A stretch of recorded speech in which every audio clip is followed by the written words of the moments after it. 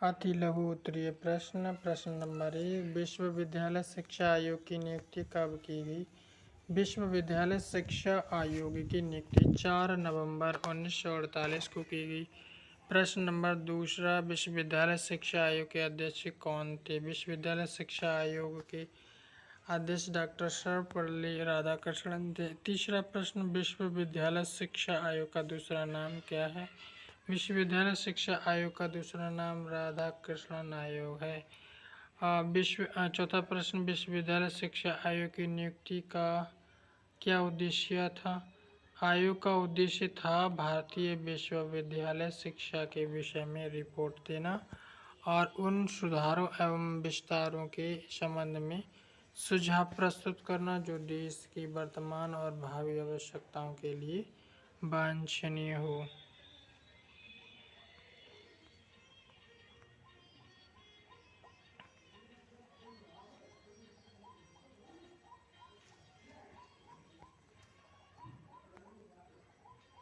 माध्यमिक शिक्षा आयोग की नियुक्ति कब की गई? माध्यमिक शिक्षा आयोग की नियुक्ति 23 सितंबर 1952 को की गई। माध्यमिक शिक्षा आयोग के अध्यक्ष कौन थे? माध्यमिक शिक्षा आयोग के अध्यक्ष डॉक्टर लक्ष्मण स्वामी मुदलियार थे। माध्यमिक शिक्षा आयोग का दूसरा नाम क्या था? माध्यमिक शिक्षा आयोग का दूसरा नाम मुदलियार आयोग था। भारतीय शिक्षा आयोग की नियुक्ति कब की गई? भारतीय शिक्षा आयोग की नियुक्ति 14 जुलाई सन 1964 को की गई। भारतीय शिक्षा आयोग के अध्यक्ष कौन थे? भारतीय शिक्षा आयोग के अध्यक्ष प्रोफेसर DS कोठारी थे। प्रश्न नंबर 10, भारतीय शिक्षा आयोग का दूसरा नाम क्या था? भारतीय शिक्षा आयोग का दूसरा नाम कोठारी आयोग है। प्रश्न नंबर 11, कोठारी शिक्षा आयोग के कुल सदस्य कितने थे? कोठारी शिक्षा आयोग के कुल सदस्य 17 थे, जिनमें से 6 अन्य देशों के शिक्षा विशेषज्ञ थे। प्रश्न नंबर 12, विश्वविद्यालय शिक्षा आयोग के विश्वविद्यालय शिक्षा आयोग ने क्या प्रस्ताव दिया? विश्वविद्यालय शिक्षा आयोग ने प्रस्तावित किया कि ऐसे साहसी एवं विद्वान छात्रों को तैयार किया जाए जो देश की तत्कालीन आवश्यकताओं की पूर्ति के साथ साथ संस्था क्षेत्रों में नेतृत्व ग्रहण करने की क्षमता रखता हो। विश्वविद्यालय आयोग द्वारा महिलाओं की शिक्षा के संबंध में दिए गए सुझाव बताएं। राधाकृष्णन आयोग द्वारा महिला शिक्षा के संबंध में निम्नलिखित सुझाव दिए गए। स्त्री शिक्षा के पाठ्यक्रम में गृह प्रबंध, पोषण एवं गृह अर्थशास्त्र की शिक्षा को स्थान दिया जाए।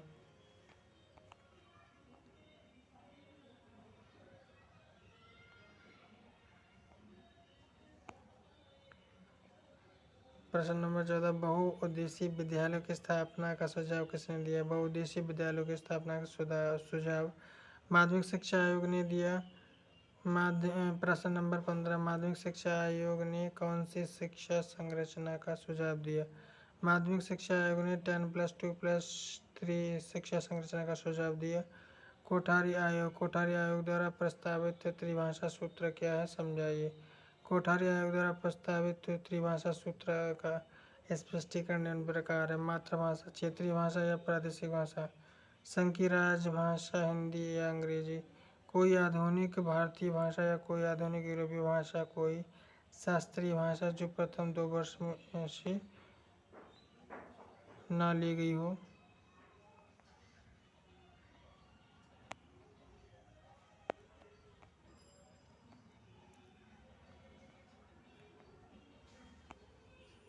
पिछड़ी जातियों के संबंध में कोठारी आयोग की 2 संततियाँ बताइए।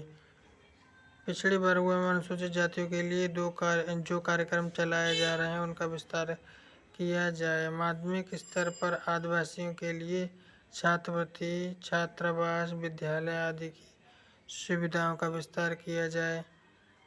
प्रौढ़ शिक्षा के अंतर्गत कोठारी आयोग ने किन कार्यक्रमों को प्रस्तावित किया?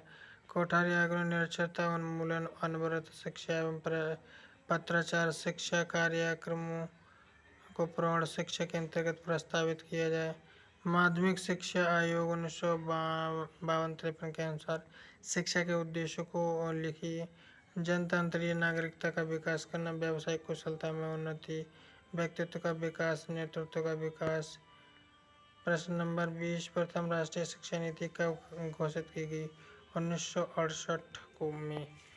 मुदालियर आयोग द्वारा प्रस्तावित माध्यमिक शिक्षा के नवीन ढांचे को स्पष्ट कीजिए। व्यवस्थित प्रशासनिक ढांचा, शिक्षा के उपयुक्त उद्देश्य, पाठ्यक्रम निर्माण के उपयुक्त सिद्धांत।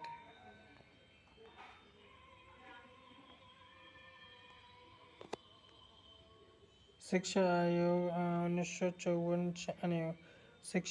1964-66 द्वारा प्रतिपादित बड़े विश्वविद्यालय के विचार को स्पष्ट कीजिए। नए महाविद्यालयों को मान्यता देने के स्थान पर पुराने महाविद्यालयों को विस्तृत किया जाए। विश्वविद्यालय एवं उनसे संबद्ध कॉलेजों को चाहिए कि वे समय समय पर विभिन्न विषयों के सुप्रसिद्ध विद्वान एवं वैज्ञानिकों को आमंत्रित करके सेमिनारों एवं अनुसंधान कार्यों का आयोजन करें।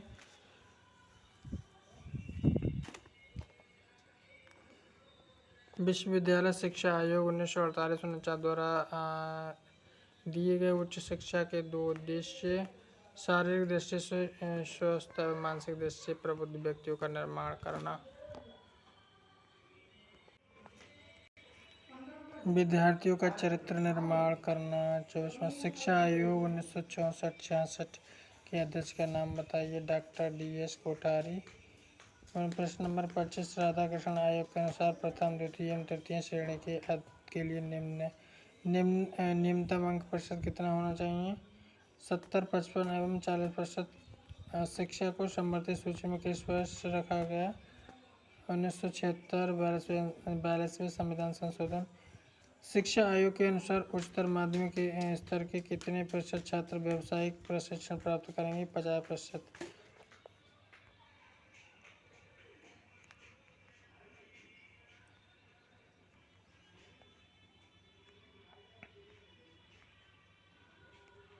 राधाकृष्ण आयोग द्वारा प्रस्तावित अध्यापकों के लिए त्रिमुखी लाभ योजना के अंतर्गत किन किन बिंदुओं को सम्मिलित किया गया है? सेवामुक्ति की आयु 60 वर्ष, सेवामुक्ति की आयु जो 60 वर्ष, शिक्षकों के अवकाश, कार्य के घंटे एवं फंड का निर्धारण, मेरिट के आधार पर पदोन्नति।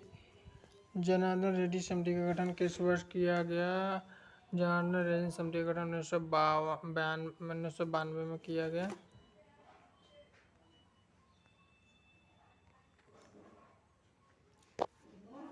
+10+2+3 शैक्षिक संरचना को स्पष्ट कीजिए। 10+2+3 का अर्थ इस प्रकार समझा जा सकता है। 10 के अंतर्गत कक्षा 1 से 10 तक की प्राप्त की जाने वाली शिक्षा। यह शिक्षा 6 वर्ष से 16 वर्ष आयु तक प्राप्त की जा सकती है। +2 के अंतर्गत 11-12 तक की शिक्षा तक की प्राप्त की जाने वाली शिक्षा आती। इन 2 वर्षों में सामान्य एवं विशेष दोनों प्रकार की शिक्षा प्रदान की जाएगी।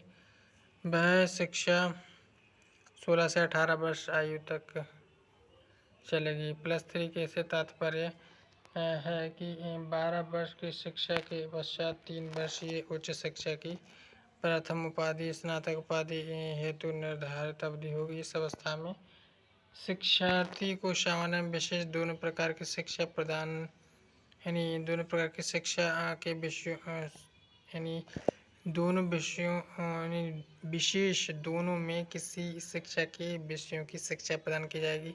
यह शिक्षा 18 से 21 वर्ष की आयु तक प्राप्त की जा सकती है।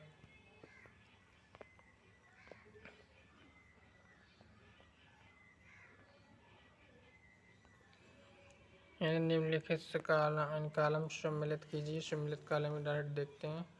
प्राथमिक शिक्षा गोखले बिल से संबंधित, उच्च शिक्षा राधाकृष्ण आयोग से संबंधित, माध्यमिक शिक्षा मुदालियर आयोग, स्त्री शिक्षा हंसा मेहता समिति से संबंधित।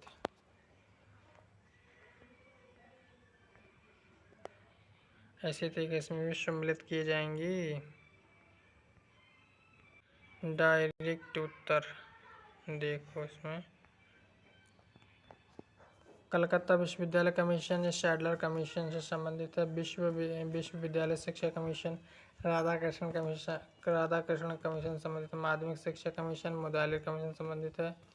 मुदालिर कमीशन और भारतीय शिक्षा कमीशन संबंधित है कोठारी कमीशन से।